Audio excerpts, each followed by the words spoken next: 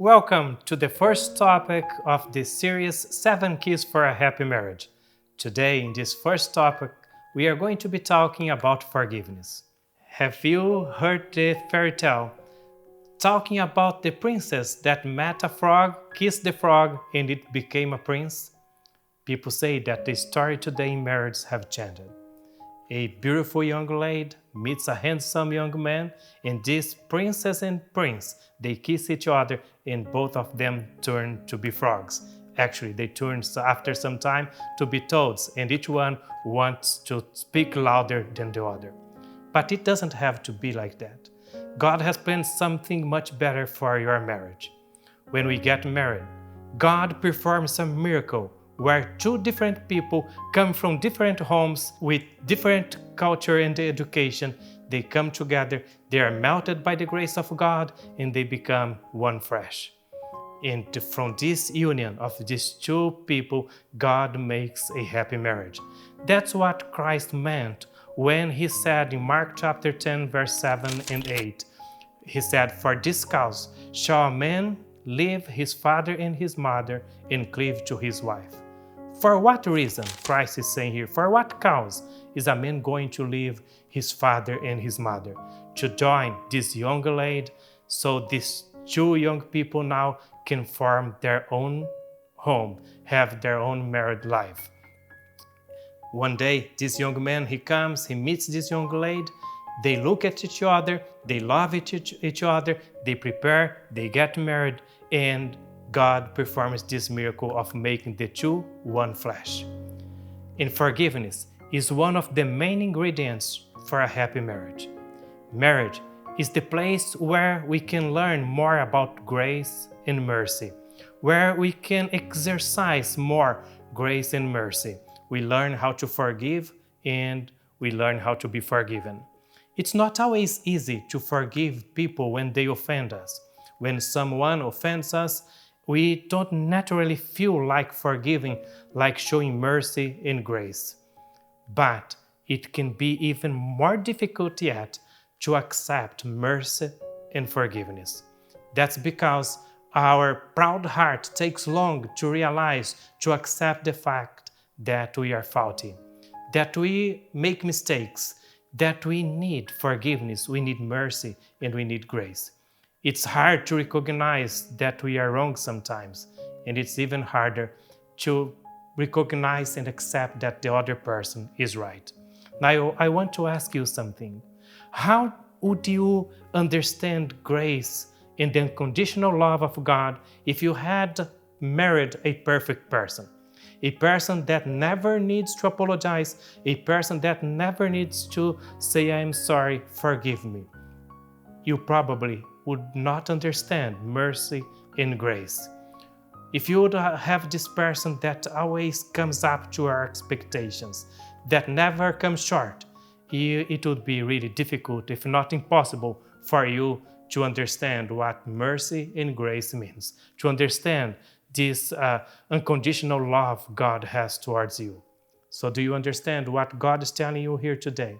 Is that you need your spouse in your life for you to learn to offer grace and mercy, to forgive and to accept forgiveness.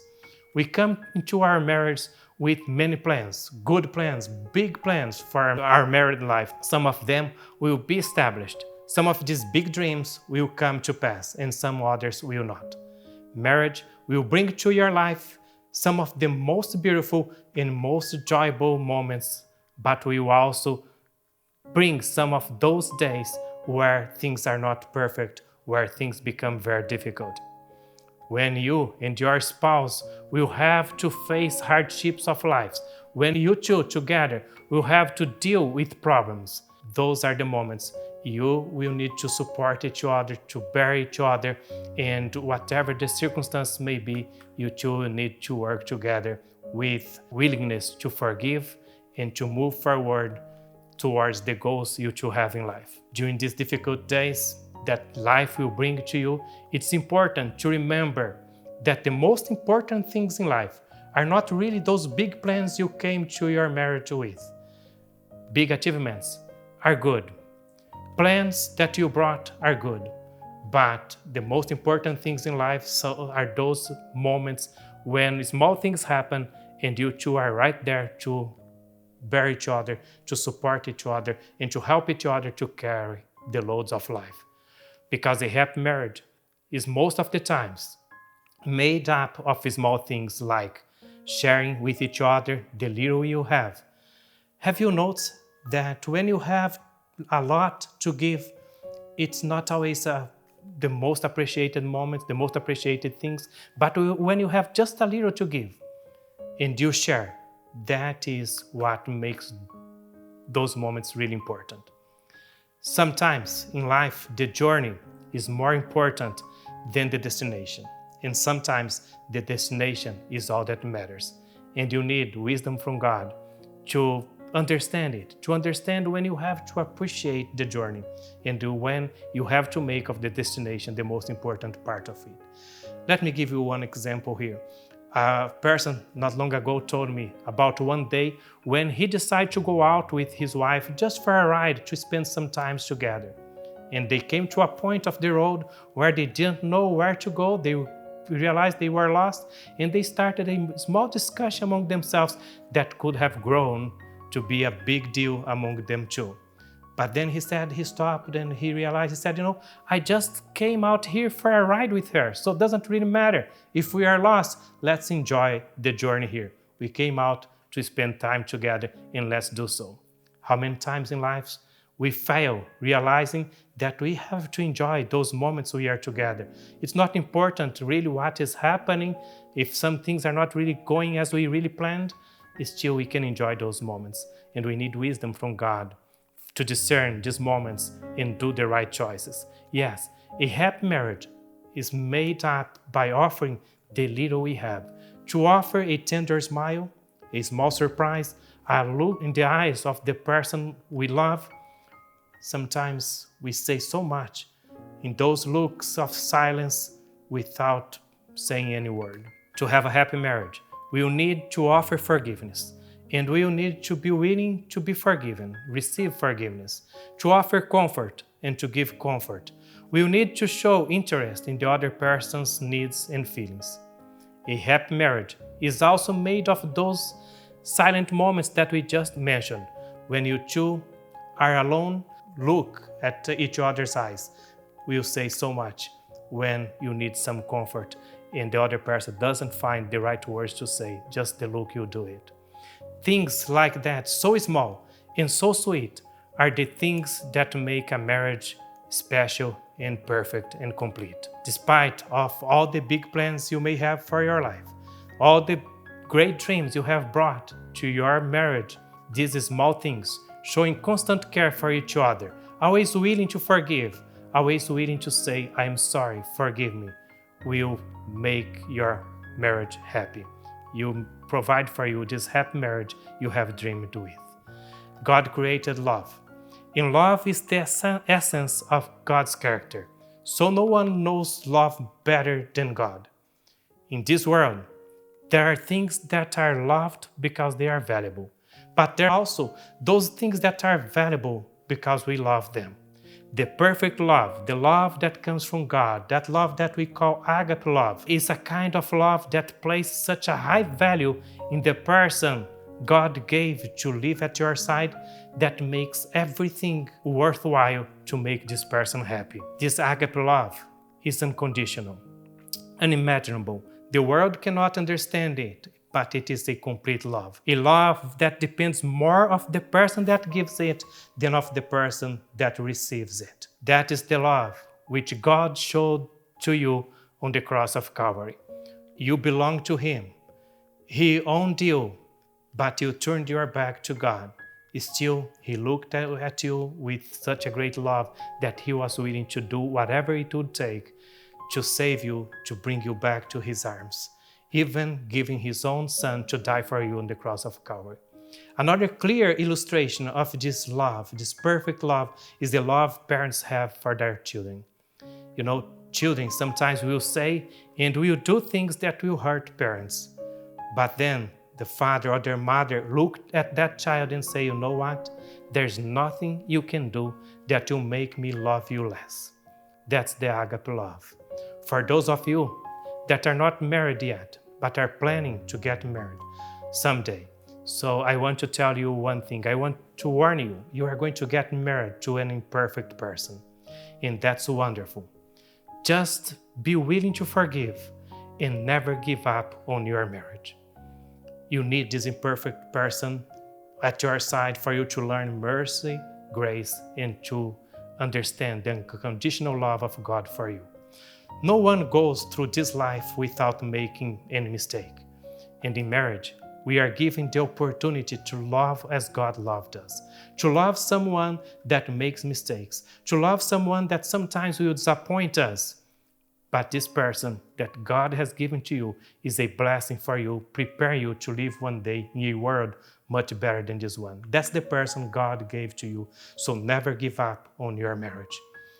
To be ready to forgive, you first need to accept the forgiveness coming from God. You need to accept the fact that though you don't deserve it, God loves you unconditionally, and He loves you every moment and every day, despite the mistakes you make. Even when you make some big mistakes in life, God looks at you and He's willing to grant you mercy, grace, to forgive you for your mistakes, because He sees that you are worthy of His love. He still loves you unconditionally, despite of all circumstances in life. And in marriage, He has given you this opportunity to love someone the same way He loves you. So this is one thing you need to be able to forgive. Accept God's love for you and His forgiveness, despite of you not deserving it. Another thing you need to be able to forgive the person that is at your side, that's walking the journey of life with you, to be always ready to forgive this person. Learn to always pray for your loved one when he or she makes a mistake. You are going to see the wonders, the miracle of praying for someone that has offended you, especially in your marriage.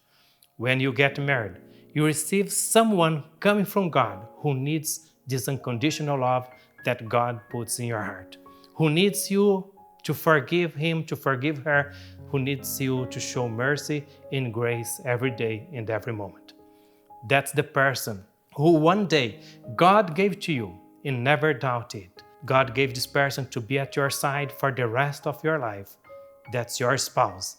That is someone you have to care for, you have to protect, and you have to do all you can to save this person.